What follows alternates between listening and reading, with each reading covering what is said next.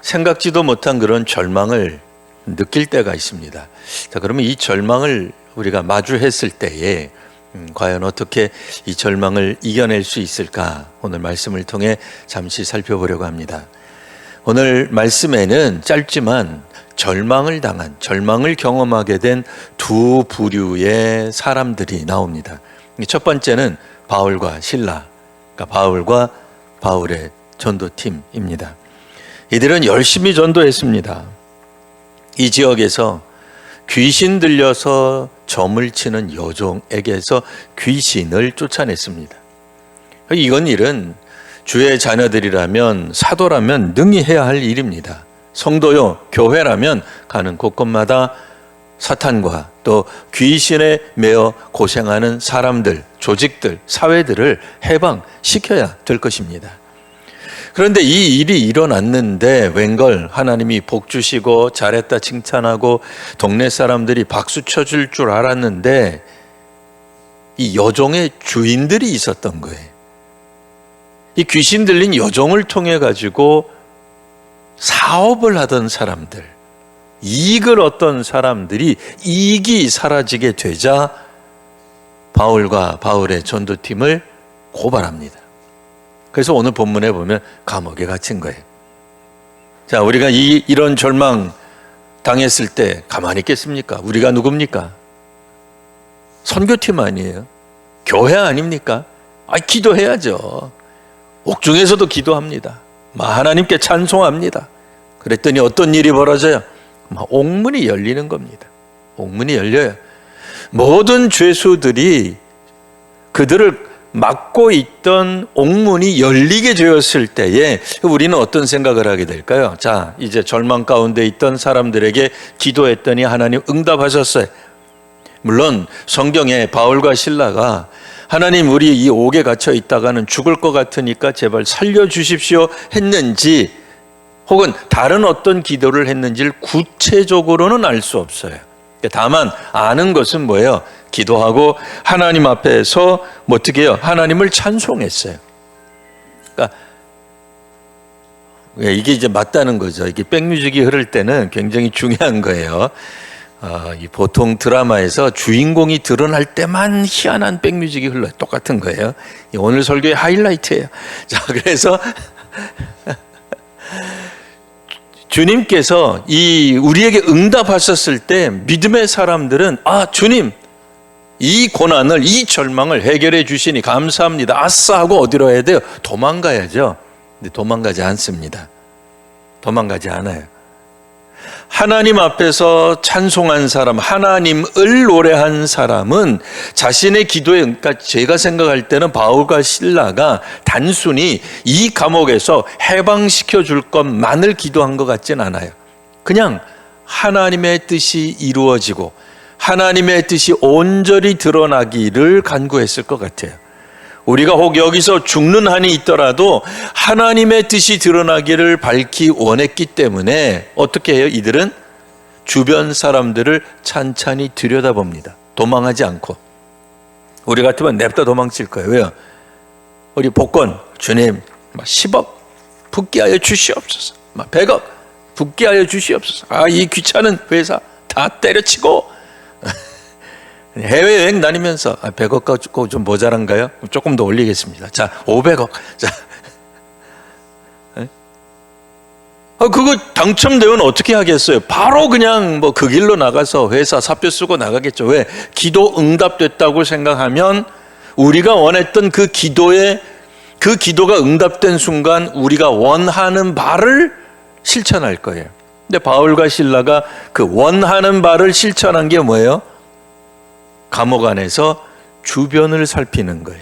가만히 보니까 저 죄수가 다들 도망가는 그런 분위기인데 간수가 자결하려고 해요. 오늘 두 번째 나오는 절망에 빠진 인물이 이 간수입니다. 바울과 실라는 자신들이 하나님 앞에서 선한 일을 했고 옳은 일을 했고 그것 때문에 감옥에 갇혔으나 굴하지 아니하고 기도함으로 응답받았단 말이에요. 기적이 나타났단 말이에요. 그건 좋은 일이에요. 감사할 일이에요. 그런데 하필이면 바울과 실라가 갇혔던 감옥에 있던 그 간수는 뭐예요? 이거는 뭐 마른 하늘에 그냥 날벼락이 그냥 떨어진 거죠. 한두 명이 그냥 뭐 수년에 걸쳐 가지고 우리 뭐 있잖아요. 그런 빠삐용 이런 것처럼, 예? 감옥 탈출을 하기 위해서 수년간 고생해 가지고 어쩌다 한두 명 도망가는 게 아니라 온통 그냥 감옥문이 다 열려 버렸네. 이 간수는 이 사람이 뭘 잘못했어요? 이 사람은 자기 일을 열심히 한 것뿐이에요. 교도관으로서 열심히 살아간 것뿐밖에 없어요. 나라의 녹을 받으면서 우리식으로 말하면 그냥 교도관으로 일한 거예요. 그런데 갑자기 옥문이 열려가지고 죄수들이 도망갔다고 생각하니 절망 가운데 그가 하려고 하는 게 뭐예요? 그냥 차라리 죽자. 그냥 죽어서 끝내자. 고문 당하고 우리식으로, 그러니까 이 사람 얘기가 아니에요. 우리식으로 말하면 삼족이 멸하느니 차라리 그냥 내 선에서 끝내자 하고 죽음을 생각할 수밖에 없는 거죠. 자, 그때에 바울과 실라가 뭐라고 얘기해요? 죽지 마라. 우리 여기 있습니다. 하고 얘기를 해요. 바울과 실라는 전도할 작정으로 그 자리에 남아 있었던 것은 아닌 것 같아요. 그러니까 하나님 앞에 기도할 때 하나님 기적을 베풀어 주셔서 이곳에서도 복음 전하게 해 주시옵소서. 그렇게는 기도 안 할 것 같아요. 우리라도 그냥 하나님, 우리가 열심히 복음 전도하다가 귀신 들린 사람 귀신 쫓아줬는데 이게 참 일이 이상하게 흘러갑니다. 그러나 하나님의 뜻이 있는 줄 압니다. 주의 뜻을 우리들에게 우리 앞에 보여주시고 하나님의 뜻을 이루어 주옵소서 라고 하니까 그러자 뭐가 보여? 도망갈 길, 살 길이 보이는 게 아니라 다른 사람을 살릴 길이 보이는 거예요. 그러니까 그리스도인은 절망 가운데 빠졌다고 해서 자기만 살겠다고 나아가고 자기만 살겠다고 기도하는 사람이 아닙니다. 하나님의 뜻이 이루어지는 것을 보고는 바로 그 자리에서, 바로 그들 때문에, 바울과 실라 때문이죠. 이 사건 케이스의 경우에는 바울과 실라가 기도를 안 했으면 이런 황당한 일이 벌어지지 않았을 거예요. 근데 이 일이 벌어짐으로써 갑작스럽게 직장을 잃게 되고 또 책임을 져야 될 간수가 자결을 생각할 수밖에 없는 그런 절망에 빠지게 되었을 때 놀랍게도 바울과 실라는 왜 자결하는 줄 아는 거죠. 그래서 자신들이 얘기해요. 우리 도망 안 갔습니다. 우리 이대로 있습니다. 도피하지 않았습니다. 회피하지 않았습니다. 나의 절망을 그냥 무슨 다른 어떤 그냥 방식으로 바꾸어 주시고, 그게 아니에요. 하나님이 하시는 일을 그대로 보는 거예요. 그러자 이 간수가 무릎을 꿇고는 어떻게 해야 구원을 얻겠느냐고 스스로 나와서 살 길을 물어보는 거예요. 그때 뭐래요? 복음을 전하는 겁니다. 그리고 나서 오늘 성경에 보면 우리 잘 아는 구절 있죠. 주 예수를 믿으라. 그리하면 너와 내 집이 구원을 얻으리라. 우리 옛날에 많이 외웠던 암송 구절인데 그 구절의 배경이 되는 그 사건이 바로 여기에서 벌어졌다라고 하는 것이죠. 자, 그러니 절망에 빠진 이 두 케이스의 사람들 모두가 다 하나님의 역사하심을 보게 된 것입니다. 전도는 이와 같이 하나님이 함께 하실 때, 하나님이 길을 열어주실 때에 전도가 되는 줄 믿습니다. 작년 한 해의 우리 교회, 그러니까 특별히 우리 교단 중에서도 전부는 모르겠고요. 우리 용천노회, 우리 교회가 속해 있는 용천노회 소속 교회에서 전도상을 시상을 했습니다. 이 전도상 시상을 5분이 받았는데요. 지난 노회에서 그 장려상 받으신 분들이 각각 5명씩, 그리고 마지막 한 분은 8명 전도했어요. 오늘날 전도하기 얼마나 힘듭니까? 한국교회 망한다, 5년 후에 10년 후에 한국교회 보기 힘들 거다, 이런 이야기들을 자성의 목소리이겠습니다만, 그러니까 비난조 조롱조가 아니라 예수 믿는 사람들 입에서 그런 얘기들을 자조적으로 또 자성의 목소리로 걱정하는 마음으로 이야기를 합니다. 예. 그런데 실질적으로 전도가 되냐 말이, 전도를 하냐 말이. 근데 하는 분들이 있더라고요. 자, 그리고 우수상 받으신 분은 이분들보다는 조금 더 했겠죠. 19명 했습니다. 최우수상 받으신 분은 물론 19명보다 조금 더 하셨겠죠. 35명 했습니다. 작년 한 해. 그러니 이 우수상 받으신 분하고 이 권사님하고 최우수상 받으신 권사님은 같은 교회 권사님들이세요. 이 두 분만 합쳐도 54명이. 한 해 두 분이 전도한 게 54명. 현재 지금 우리 앉아있는 인원은 거의 거의 비슷한 거죠. 전도가 안 된다 하면서도 전도하는 분들이 있습니다. 전도가 안 된다고 하지만 전도가 됩니다. 어떻게 될까요? 마침 이제 제가 국내 선교부 임원이었기 때문에 노회 국내 선교부 임원이었기 때문에 이제 이분들 이제 상장도 만들고 시상도 하고 이제 이렇게 했는데 이분들 공통적으로 하시는 말 뭐겠어요? 하나님이 하셨습니다. 그 얘기를 하는 거예요. 물론 짧은 시간이었기 때문에 긴 시간 사실 간증 들어야죠.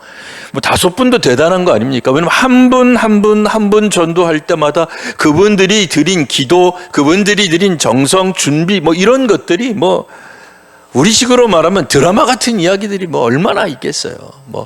어디 회사 가가지고 학교 가가지고 한 번에 30명 이렇게 한 게 아니잖아요. 하나 한 분 이렇게 전도를 하는데 돼요. 지금도 됩니다. 안 된다는 게 아닙니다.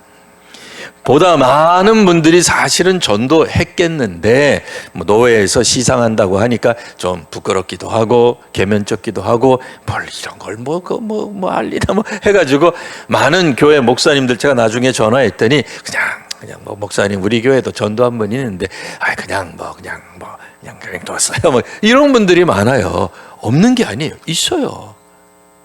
여전히 복음 전도가 가능합니다. 언제? 절망 가운데 있을 때도. 한국 교회를 우리 많은 사람들이 절망이라고 보는 경우들이 많습니다. 자신의 삶을, 우리 교회를, 자신의 가정을 절망이라고 평가하거나 판단하는 데는 그만한 사연, 이유, 이치가 있겠죠. 까닭도 없이 절망이라고 이야기하겠습니까? 하지만 바로 그 절망이 어떤 경우에는 우리가 아무런 잘못을 하지도 않았는데 오늘 본문에 있는 것처럼 갑작스럽게 절망이 찾아오기도 하더라 그 얘기예요. 그러나 그 절망 가운데서 기도하는 사람, 특별히 기도하면서 하나님의 뜻이 이루어지는 것을 기대하는 사람, 그러니까 나의 기도가 응답되었다고 해서 그대로 냅다 뒤도 돌아보지 않고 하나님 이 일이 왜 일어났는지, 왜 기도 응답이 일어났는지, 왜 이런 기적이 우리에게 나타났는지 묻지도 않고 따지지도 않고 그냥 감사합니다 하고 냅다 뒤도 안 바라보고 도망가지 가는 게 아니라 그대로 그 절망의 상황 가운데서 하나님 하시는 것을 보는 바울과 실라에게 하나님은 전도할 수 있는 기회도 허락해 주시는 겁니다. 절망이 꼭 나쁘다고만은 볼 수 없습니다. 그렇다고 해서 우리가 절망적 상황을 일부러 만들어갈 필요까지 없겠죠. 하지만 절망을 맞이하고 절망을 마주했다고 해서 정말로 끝장나는 것인가? 아니죠. 꼭 그렇지만은 않습니다. 물론 사도행전 끝부분에 가면 바울이 로마 감옥에 갇혔을 때는 다시는 기회가 오지 않을 수도 있는, 문자 그대로 절망에 빠질 수도 있는 그런 경우도 생겨요. 하지만 바울 같은 경우에는 지금은 하나님이 옥문을 열어주시는 역사가 일어나더라고요. 그러면 나중에 바울이 로마의 감옥에 두 번째 갇혔을 때 옥문을 안 열어주면 그러면은 하나님이 바울을 버린 겁니까? 바울이 바울과 함께한 전도단을 버리신 겁니까? 아니잖아요. 중요한 것은 하나님의 뜻이 어떻게 이루어지는가, 하나님이 오늘 어떤 일을 행하고 계시는가에 우리가 동참하는 일, 그러면 절망이 바뀌어 복음 증거할 수 있는, 주님이 역사하시는 그 하나님의 역사하시는 현장 가운데 우리가 있게 되는 것입니다. 절망 때문에 분노에 사로잡히고 실망에 사로잡히고 또 원망에 빠지게 되면 하나님이 무슨 일을 하는지 도무지 볼 수가 없게 됩니다. 하지만 우리가 생각컨대 우리는 잘했는데, 100% 잘했는데, 귀신 들린 거 그거 쫓아야지, 그거 내버려 둡니까?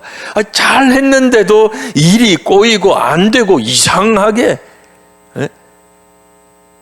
뒤틀린다 할지라도 하나님 앞에서 기도하며 하나님을 찬송할 때 하나님께서 하시는 놀라운 역사를 보시게 되는 우리 귀한 성도님들 되실 줄 믿습니다. 여러분, 억지로 참아내는 게 아닙니다. 이를 악물고 인내하는 게 아닙니다. 하나님 앞에서는 그렇게 신앙생활하는 게 아니에요. 우리가 힘들고 우리가 얼마나 억울해 해도 바울과 실라는 바로 그곳에서 하나님을 찬송할 수 있었습니다. 옥문이 열리던 열리지 않던, 오늘 나와 함께 하시는 하나님으로 인해 기뻐하시는 귀한 우리 모든 성도님들, 우리 귀한 성도님들과 한국교회가 되시기를 바랍니다.